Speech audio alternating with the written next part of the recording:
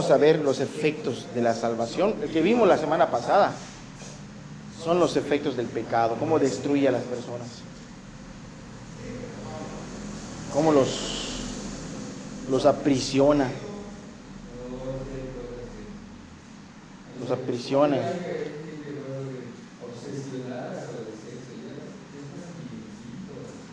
Sí. ¿Sí?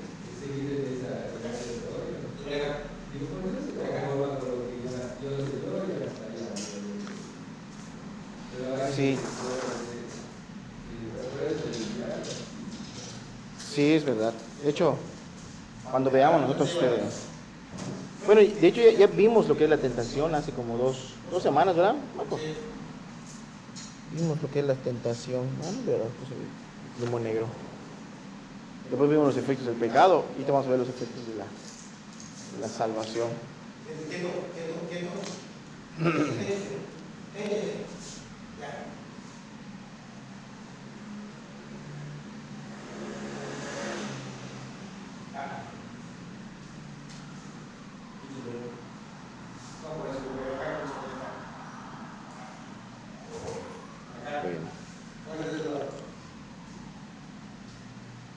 El indomable.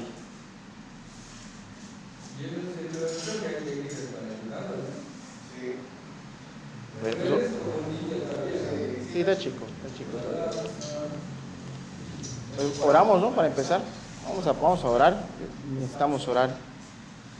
Padre, te doy las gracias, Dios, por la oportunidad que nos das de estar aquí en esta noche, Padre. Estoy seguro que tú nos traes aquí, Señor. Tú nos traes acá, Padre, para poder escuchar cosas espirituales, cosas eternas, cosas que tengan que ver con tu mente, tu forma de pensar, Dios, que está reflejado en la palabra, en las escrituras. Yo te ruego, Señor, que tú nos ayudes a recibirlas, Padre. Ayúdanos a recibirlas, Dios.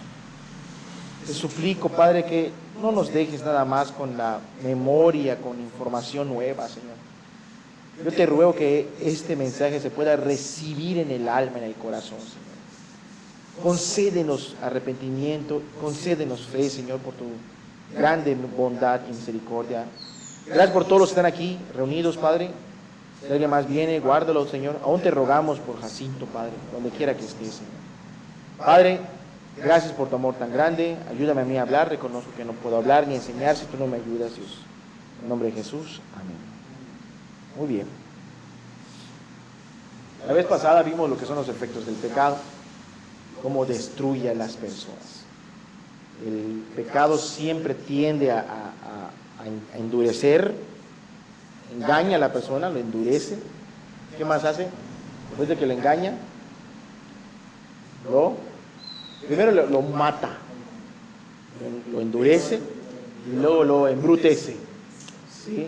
Entonces ya lo que hace, ya ni lo piensa, ni lo razona, y después de que disfruta los deleites del pecado y llega y rebasa los límites a tal punto que su persona se empieza a deteriorar, denigrar, lastimar a los demás, ya luego como que medio reacciona y dice, ¿qué he hecho? Como un loco que haya vuelto en sí otra vez, ¿no? Con los efectos de la salvación es todo lo contrario. Los efectos de la salvación, el hombre se vuelve cada vez más santo. El hombre, el ser humano, la mujer y el varón que se encuentran con Cristo, cada vez se vuelven más justos. Si antes estaban llenos de odio, cada vez se llenan más ¿de qué? De amor y de compasión. Yo lo digo de primera mano, porque cuando Cristo me alcanzó, yo estaba lleno de amargura. Cuando Cristo me amargó a mi corta edad, yo creo que hay muchos muchachos, hasta más jóvenes que yo, 15, 16 años, ya están bien amargados con la vida, bien molestos con la familia y bien mal, ¿no? Entonces cuando Cristo llegó a la vida de un servidor, yo estaba muy mal y albergando mucho resentimiento, y el Señor nunca empieza una obra sin traer salvación. ¿La salvación qué es? Que somos libres del pecado. Para que seamos salvos, ¿de qué estamos hablando? Voy a tocar brevemente la salvación. Lo podemos retomar otra vez, más detallado. Voy a hablar así brevemente de lo que es la salvación. Hablamos de oír el Evangelio, El Evangelio, ¿qué es? El Evangelio son buenas noticias. ¿Cuáles buenas noticias? Que el Padre envió a su Hijo a morir por los pecadores. A Cristo por el mundo pecador. Esa es la buena noticia. ¿Y qué más? La salvación que conlleva, pues si hoy es el Evangelio, pues tienes que creerlo, tienes que tener fe en este Evangelio, y eso te va a llevar ¿a qué? A tener un arrepentimiento verdadero.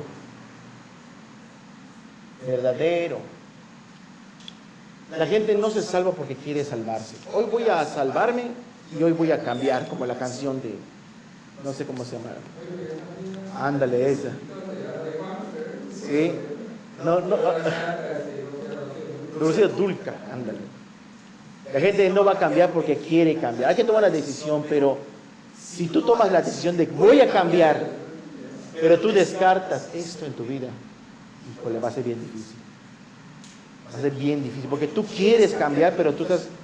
Muchos que se quieren salvar, quieren cambiar sin creer de todo corazón que Jesús es el Hijo de Dios. Es un cuento para ellos, es un problema. Yo me acuerdo que cuando entendí lo del arrepentimiento, empecé a cambiar muchas cosas, pero luego no me sentía yo salvo. Cambié muchas cosas, le pedí perdón a mucha gente, devolví cosas robadas, pero si yo quería ser honesto conmigo mismo, yo me seguía sintiendo perdido.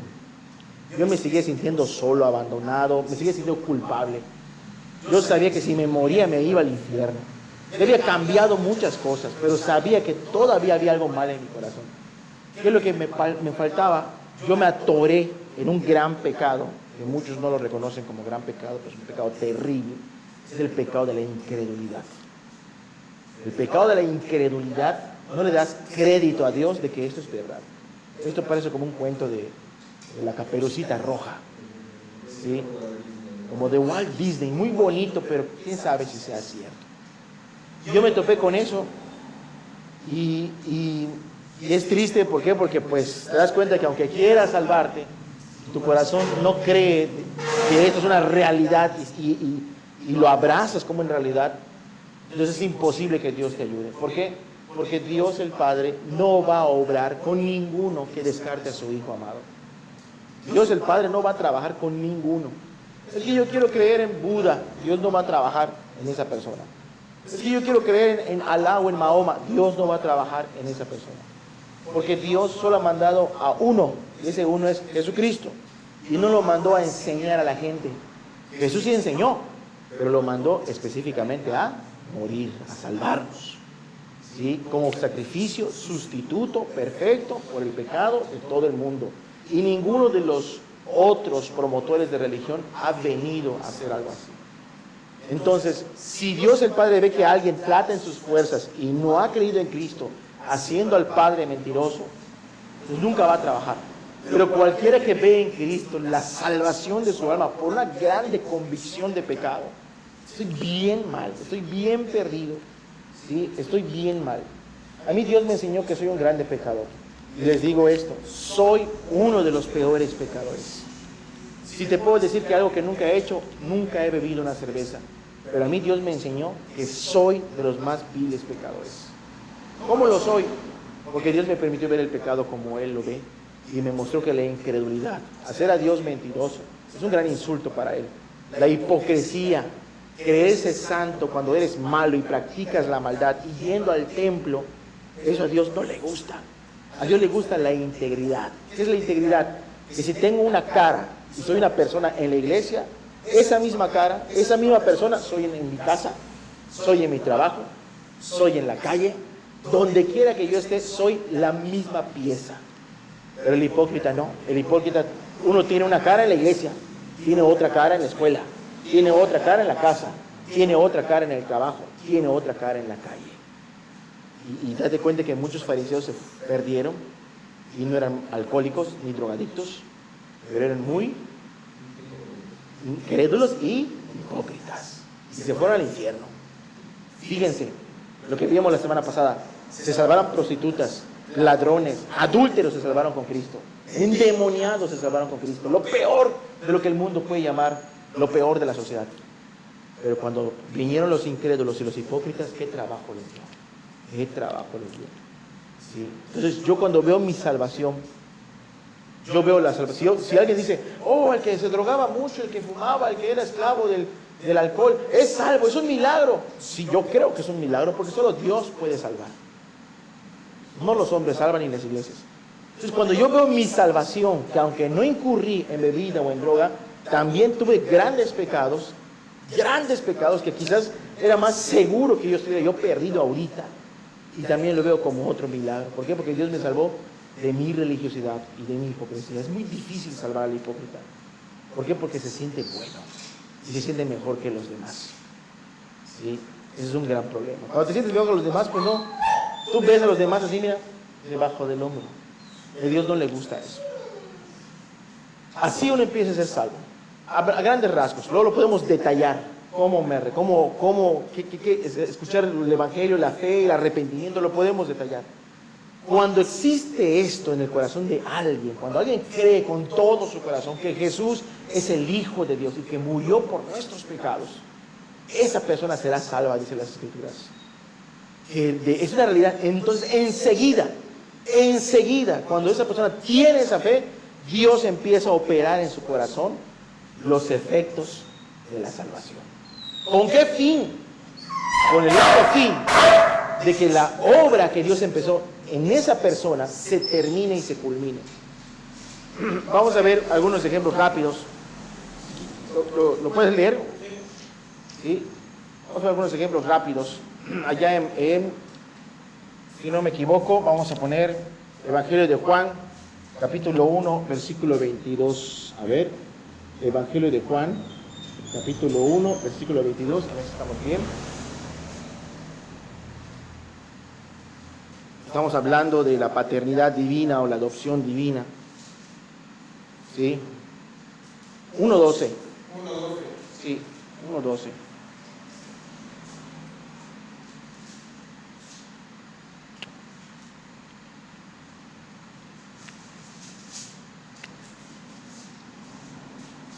Son los efectos de la salvación.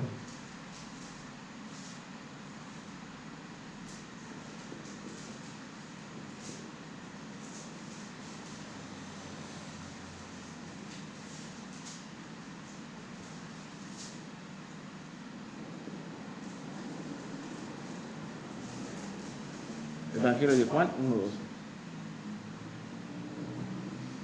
Mas a todos los que le recibieron, a los que creen en su nombre, les dio potestad de ser hechos hijos de Dios. Sí, se habla del Evangelio. ¿Quién cree el Evangelio? ¿Quién de veras lo cree, no? A los suyos vino, si tú lees un versículo antes, dice, a los suyos vino y los suyos no le recibieron. Se habla de Cristo. Eso dice, ¿verdad? A los suyos vino, o sea, Jesús vino a los judíos y los judíos lo mataron. Pero a los que creen en su nombre, ¿en nombre de quién? De Jesús, se les dio la potestad de ser llamados hijos de Dios. Ese ser llamado no es una etiqueta. Ahora me llamo hijo de Dios porque yo me siento hijo de Dios. No. Es la autoridad, por así decirlo, legal de ser reconocido como hijo de Dios. ¿Cómo está eso? O sea, hijo de Dios. Yo trabajé en el registro civil allá por el 99. Trabajé cuando apenas el registro civil estaba metiendo eso de que las actas se sacaran por medio de la computadora. Antes, ¿qué hacían? Ibas por tu acta y iban a buscar a una biblioteca tu libro, agarraban el libro y lo copiaban en una máquina de escribir. Pero llegó el momento en que todos sus libros los metieron a base de datos y la gente en su computadora nada más te preguntaba tus datos, aparecía en la pantalla, ¡pum!, lo imprimían, listo. Entonces, en esa época me tocó capturar y ver libros de reconocimientos. ¿Qué son libros de reconocimientos? Así como hay actas de matrimonios de los que se casan, hay actas del nacimiento, los que nacen, hay actas de divorcios, los que se separan, también hay actas de reconocimiento. Cuando de repente un varón tiene una hija con una mujer y de repente se le bota la canica y abandona a la hija y a la familia, pero luego como que le muerde su conciencia, viene a los 10 años y pide perdón, lo perdonan y dice quiero reconocer a la niña. Y la niña está registrada como hija natural. Hija natural que solo tiene los apellidos de la madre. Entonces van al registro civil, declaran su situación y se hace una nueva acta de reconocimiento que se adjunta a la primera y se le cambia el apellido de la niña y se le hace una nueva acta con sus nuevos apellidos. Entonces, esa niña dejó de ser hija natural. Ahora es reconocida por su padre biológico. Hay hasta padres que reconocen aunque no sean sus padres, no sé cómo le hacen. El caso es de que también son cualquiera, como tu hijo, ¿no? Ahora bien, esto sucede también en el ámbito espiritual. ¿Cómo sucede? Cuando estamos sin Cristo, perdidos en nuestros delitos y pecados, esos dos, ¿te acuerdas? No tenemos paternidad de Dios. No somos hijos de Dios. Es una mentira cuando decimos todos los humanos son hijos de Dios. Es una mentira. Lo dice Juan capítulo 8 que hay hijos de Dios y hay hijos del diablo. Y lo dice la primera carta de Juan. El que practica el pecado es el diablo. Entonces, cuando estamos sin Cristo en la práctica del pecado, nuestro padre, ¿quién es? El diablo. Todos los que practican el pecado, su padre, ¿quién es? El diablo. Obviamente, ese padre no nos va a tratar muy bien, que digamos. O sí, el diablo tiene hijos y no trata bien a sus hijos. Les dice, consiente a sus hijos con placeres y luego les pasa la factura para cobrárselas. Así es Satanás. ¿Sí? Cuando creemos en Cristo, se levanta como un derecho legal donde el Padre dice, por haber creído en mi Hijo amado, yo te reconozco que tú también eres mi hijo. ¿Cómo va a ser posible? Vamos a poner un ejemplo. Luego ponemos un punto abajo. Tenemos aquí, vamos a poner un ejemplo, a la cruz. Y tenemos aquí a alguien que viene está aquí y no le interesa saber nada de Dios. No quiere saber nada de Dios. Esta persona no quiere a Cristo, la ira de Dios está sobre él y como consecuencia Dios no lo puede adoptar. No lo puede adoptar. Dios tiene un hijo amado y ese hijo amado es Jesús. El hijo amado. ¿Por qué Jesús es el hijo amado? Con H mayúscula. Con H mayúscula, A mayúscula. Porque es el hijo de Dios. Porque es perfecto, es único. No hay nadie como él. Es el señalado entre 10,000, dice Cantares. Es único, es perfecto. Y vino a favorecer a muchos pecadores. Pero si viene uno y este se humilla delante de él, ¿sí? Se humilla y confía plenamente que todo lo malo, todo lo sucio, vamos a poner acá toda la carga de sus pecados que lleva encima todos estos años, sus mentiras, sus odios, sus rencores, sus resentimientos, todas sus violencias y mentiras, si reconoce que Jesús es el Hijo de Dios y que murió por él debería pagar por su pecado, pero él pagó por su pecado. Él debería estar aquí, pero él se da cuenta de que el que está aquí tomó su lugar por causa de eso. Cuando lo cree, ¿qué obra hace? Ninguna obra, porque la fe es un regalo de Dios. El arrepentimiento es un regalo de Dios. Es un regalo de Dios. Cuando el Padre ve que tú le das todo el mérito a Él, todo el mérito a Cristo, de que es real esta historia y que lo hizo por mí, entonces Dios dice, te voy a adjudicar, ¿sí? Tú, al creer en Cristo, has depositado en Él la culpa de tu pecado. Y tú, al haber creído de todo corazón, te voy a adjudicar su justicia y su santidad. ¿Se entiende esto? Cuando tú crees de corazón en Cristo, ¿qué es lo que sucede? Entonces sí, tus pecados son absueltos por la obra de Jesús. ¿Y cómo es que te vuelves hijo si tú eres pecador y yo soy pecador? Siempre nos hemos portado mal. Pues en base a esta sustitución, ahora Dios te adjudica, porque Dios es tan justo que puede perdonar a miles y miles y miles de pecadores. con su vida recta. Es el Hijo de Dios. Y todos los que creen esto tienen después una vida nueva y con gozo. Con gozo, llena de paz, de gloria, de felicidad. ¿Por qué? Porque esta carga se quedó en la cruz. Esto se queda acá. Se queda acá. Entonces, cuando uno está aquí, reconoce antes esto. Antes estaba yo perdido. Antes no podía yo tener contacto con Dios. Pero ahora tengo contacto directo con el Padre. Ahora me sé amado. Ahora me sé hijo de Dios. Quizás mi familia no me quiso. Quizás mi madre me abandonó con la abuelita. Mi padre nunca demostró amor. Quizás mi padre nunca me mostró afecto. O no viví en un hogar ideal. Pero cuando Cristo llegó a mi vida, todo el amor que no recibí, ahora mi corazón rebosa de un gran gozo por lo que Jesús hizo por mí. ¿Sí se va entendiendo? El primer efecto de la salvación es que uno se sabe que es que ahora soy hijo de Dios.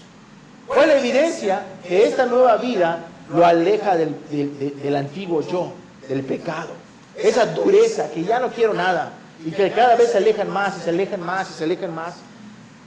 No, realmente estos que están acá irían en Cristo y buscando la gloria eterna. Buscando la gloria eterna. Pero estos que están acá van lejos de Dios y se van ¿a qué? A la condenación.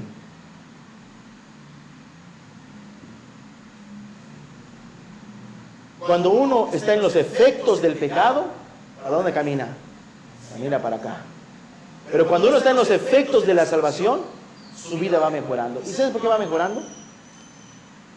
Porque Dios es tu Padre. Un ejemplo que puso un hermano llamado Paul Washer. Si yo voy en mi auto, dice, y paso voy llegando a mi casa tarde por una reunión con hermanos, una junta, paso a las 12, a la 1 de la mañana, y veo un grupo de muchachos en la cancha, en el parque, riendo, jugando feo, y metiendo, pues a lo mejor sentiré tristeza por esos muchachos, y me pasará por mi cabeza, ¿en dónde están esos padres de esos muchachos? ¿Sí o no? A lo más hasta ahí llegaría a su casa, besaría a su esposa, a sus hijos, y se acostaría a dormir. Pero dice, si yo voy regresando en ese mismo auto, a esa misma hora, y veo a los mismos muchachos en el parque, y entre esos muchachos veo a mi hijo, seguiré de largo, entraré a mi casa, besaré a mi esposa y me acostaré a dormir. ¿Ustedes qué creen? ¿Por qué? Porque dice, se acercaría y diría, yo soy tu padre y te voy a sacar de acá. ¿Y eso qué habla? De la actividad, de la paternidad de Dios actuando a favor de esto. Si nos llegáramos a debilitar, si nos llegáramos a desviar, si nos llegáramos a perder la fe, si nos llegáramos a tropezar, el Padre, Dios va a actuar como un Padre, y si nos tiene que castigar, nos va a castigar, pero va a hacer ¿qué? Que volvamos al camino. ¿Con tal de qué? De que nos encontremos con Él hasta el final. Pero estos no, a estos Dios no los atiende. Estos están abandonados esos meses. A grandes rasgos. Podemos estudiar muchos temas acerca de esto, pero a grandes rasgos. Esto es uno de los efectos. Dios es mi Padre. Otro. ¿Cuál otro? Mateo 28.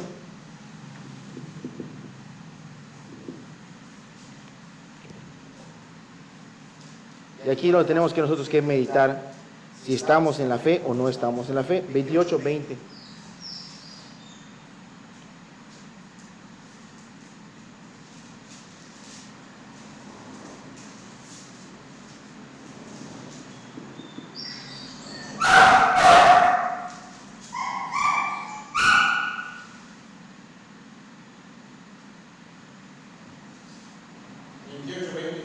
Sí.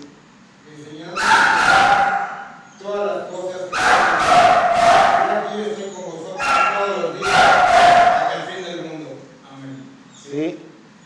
Jesús está a punto, Jesús ya fue crucificado, ya resucitó, Jesús ya está a punto de ir al cielo.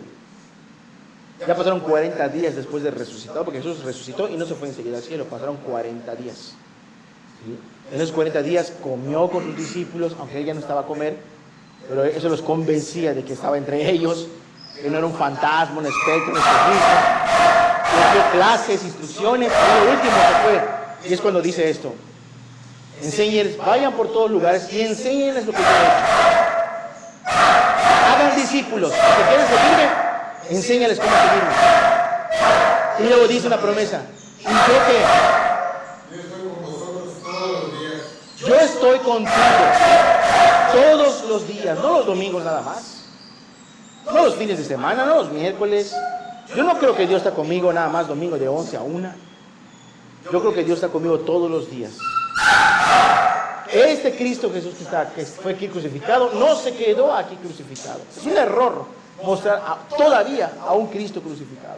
¿Por qué? Porque Cristo está ahorita a la diestra del Padre. ¿Sí? Él estuvo en una cruz, pero Él ha prometido que va a estar con nosotros todos los días hasta el fin del mundo. Todos los días. Ahora bien, si nosotros estamos convencidos de la obra de Dios en nuestro corazón, vamos a pasar adversidades. Y de repente, ay, tengo un problema muy grande, necesito hablar al hermano Polanco. Hermano Polanco, ayúdame. Y me hablas por teléfono y tengo apagado mi teléfono. O lo perdí, o me lo robaron, o lo empeñé, o lo que sea, pero, le voy a hablar, hermano, porque necesito ayuda, hermano, soy muy tentado, muy provocado, voy a caer en el pecado, hermano, ¿dónde estás?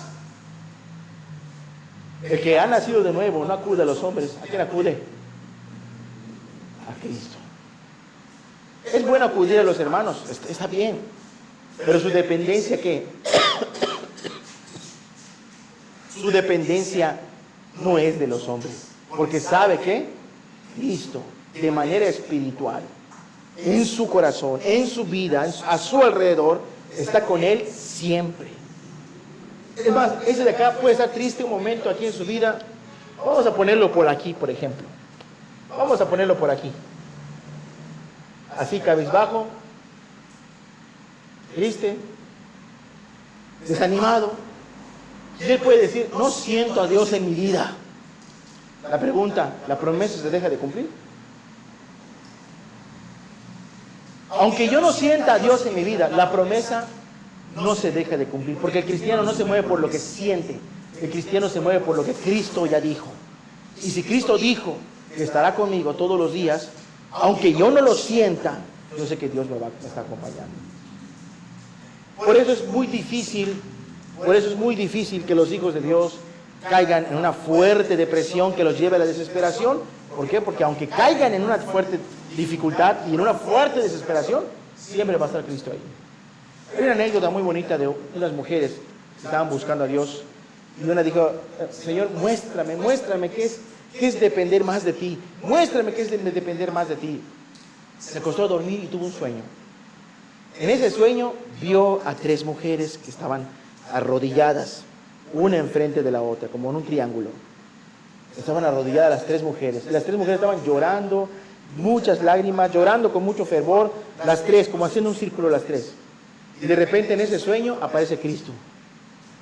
Y Cristo viene, se pone enfrente de una, se agacha, la abraza, la barraga en su hombro, la acaricia en su pelo, le besa su frente, y la mujer llora más, y la suelta. Y la mujer está llorando, postrada llorando. Eran 2 mujeres. Pasa con la segunda mujer en ese sueño y toca nada más su cabeza y le hace así nada más, suavemente. Y la otra se quebranta y llora más y ya. Y pasa con la segunda, nada más la mira y se voltea, ni la tocó, ni le dijo nada y se fue. Y la mujer pensó: qué terrible pecado habrá hecho esa mujer, que ni siquiera el Señor se dirigió a mirar. Qué terrible pecado habrá hecho, que ni siquiera la tomó en cuenta. Ni siquiera la tomó en cuenta. Qué terrible pecado. Se escucha una voz en su sueño y le dice: te equivocas. La primera que estaba orando y yo me agaché y la abracé y la besé, es alguien que apenas me acaba de conocer y necesita manifestaciones de amor de mi parte. La segunda ya tiene un rato caminando conmigo y con leves manifestaciones de mi gracia es más que suficiente. Pero la otra ni la miré ni la toqué, porque aunque se sienta triste y agobiada, ella sabe que estoy con ella, aunque no sienta nada de mí. Entonces, la perspectiva de fe que nos da es muy diferente. El Hijo de Dios tiene mucha esperanza, ¿sí? Tiene mucha esperanza, tiene de mucho donde agarrarse. ¿Por qué? Porque sabe, no lo supone, ni lo duda, ni porque tenga muchos problemas, ya Cristo me abandonó. No, sabe que a pesar de las dificultades, Él está allí. Él está allí.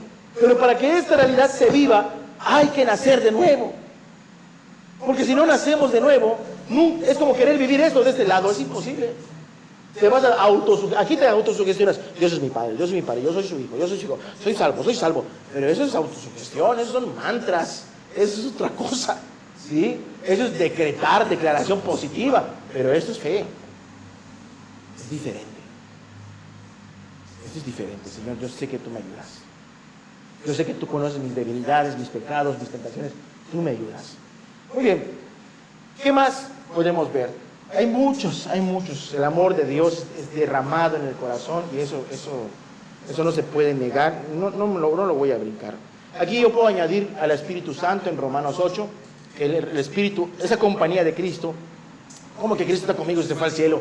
Pues Jesús dejó dicho en el Evangelio de Juan que les conviene que yo me vaya, dice en el Evangelio de Juan, porque si yo no me voy, el Consolador o el Espíritu Santo no va a poder venir. Pero si yo me voy, dice, el Espíritu Santo va a poder venir y va a ir con ustedes a todas partes y les recordará todas las cosas que yo les he enseñado. Entonces, ¿qué significa esto? Que Jesucristo hubiera venido, si todavía Cristo estuviera en carne y hueso, en persona, pues qué lío sería para muchos cristianos recibir una enseñanza de Él. Porque teníamos que viajar hasta Jerusalén o buscarlo y viajar. ¿Y por qué? Porque es una persona que solo está en un lugar en todo el mundo, en un solo sitio. Pero el Espíritu Santo puede ministrar a todos los hijos, todo el mundo, al mismo tiempo y atender todas sus necesidades. El Espíritu de Cristo. Cuando se fue Cristo, vino el Espíritu. ¿Alguien ha leído alguna vez que estaban los discípulos orando y de repente vino un viento recio y empezaron a hablar en lenguas y aparecieron unas llamas de fuego sobre sus cabezas? Es cuando vino el Espíritu de Dios. Es el cumplimiento de que Cristo es el Padre y el Hijo acompañando a los que confían en Dios. Bueno, ¿qué más? Vamos a ver dos más, el tiempo se está acabando. Vamos a ver Romanos 5:5. Sí. Romanos 5:5.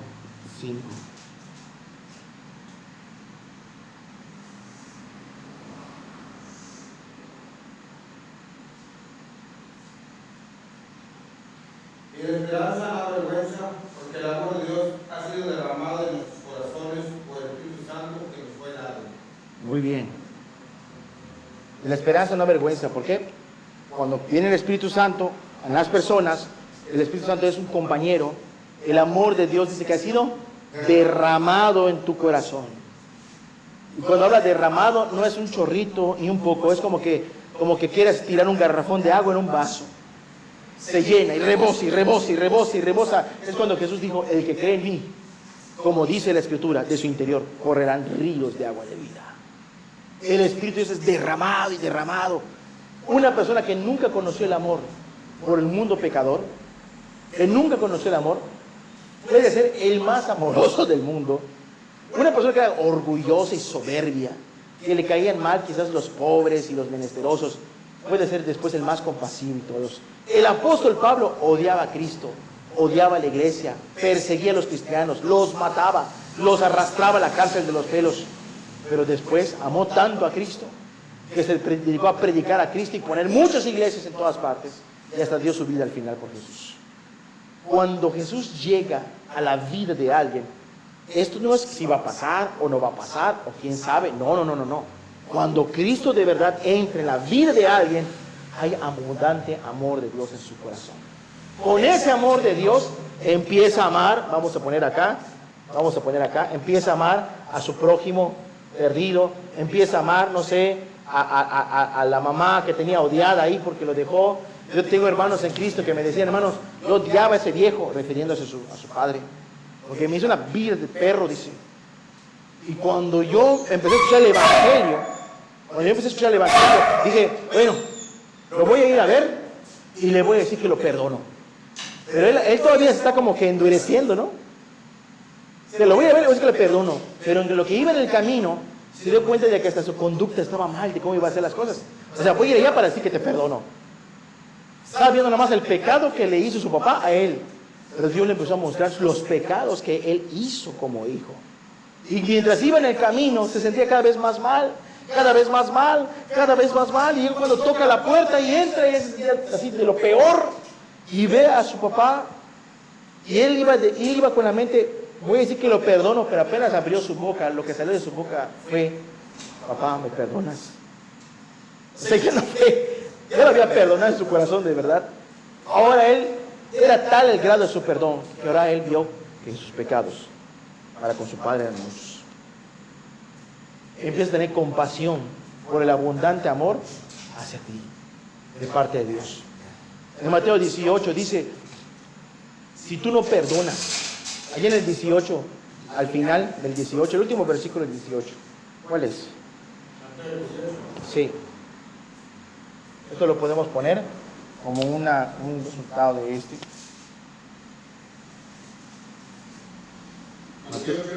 El último versículo, sí.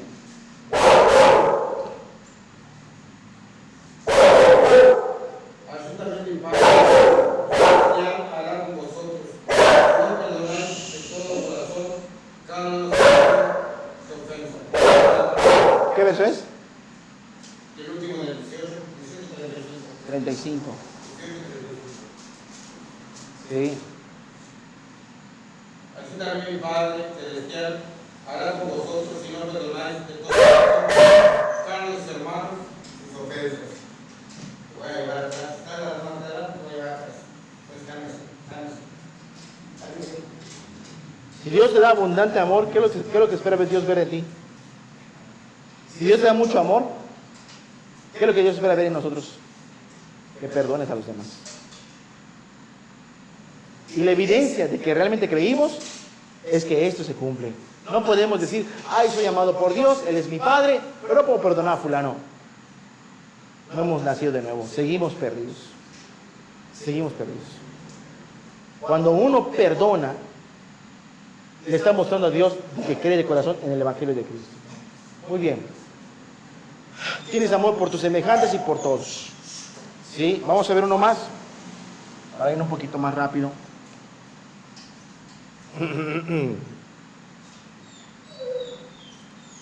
Hebreos 6, 19. 18, 17, 18 y 19. Hebreos Sí. 18. Hebreos 6, 6.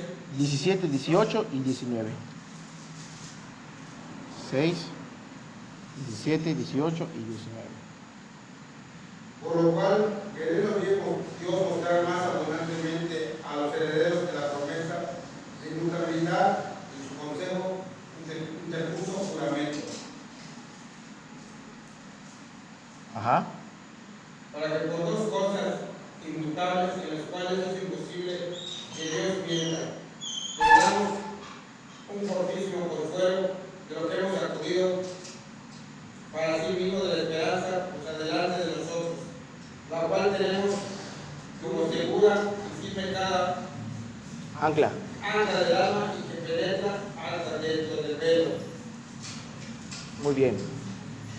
Dice la palabra que Dios ha hecho dos cosas para que tengamos una seguridad muy fuerte. ¿Muy fuerte en qué? ¿Seguridad de qué? ¿Qué cosas hizo Dios? Dios hizo una promesa y hizo un juramento. Cuando Dios salva a la gente, Dios hizo un juramento. ¿Pero por qué hace Dios un juramento? Porque es una forma de asegurarle al que recibe la promesa del que la escucha, pues no le va a fallar. Por ejemplo, lamentablemente, nosotros decimos, ¿sabes qué? oye, ¿me prestas para mi camión o para comprar un medicamento? Mira, sí te lo doy. Ah, pero no me lo das porque tú mientes mucho. No, te lo juro por mi mamita que sí te lo doy. Y luego ni lo hacemos. ¿Sí? Queremos apelar a la vida de nuestra madre, que se muera, ¿no? Pero no nos importa porque sabemos que es mentira y no lo vamos a cumplir. Pero con tal de convencer a la persona, apelamos a alguien. El texto habla que cuando se jura algo, siempre se apela a alguien más grande. Es como que digamos, te lo juro por Dios, ¿no? O te lo juro por mi mamá o mi papá, pero eso no se debe de hacer, no se debe de hacer. Dios hizo un juramento. ¿Qué juramento? De que iba a ayudar, iba a salvar, ¿sí? Iba a ayudar a la descendencia de Abraham y así a la iglesia. Pero Dios hizo una promesa. ¿Y a quién Dios va a apelar si no hay nadie más grande que Dios? Todo lo que Dios dijo, juro por mí mismo, dice. No hay nadie más grande que Él, que voy a cumplir esta promesa de salvación. Entonces, dice el escritor de Hebreos, pero no sabemos todavía quién lo hizo, que esa promesa debe ser para nosotros como una segura ancla del alma. ¿Cómo? ¿Qué promesa? Salvación, ¿de qué? Pues ¿qué promesa, qué juramento? De que tendremos plena salvación. Plena salvación. ¿Y cómo funciona un ancla? Nosotros tenemos acá el mar, tenemos aquí un barquito, perdón por los dibujos de primaria, ¿sí? Y tenemos aquí el fondo del mar.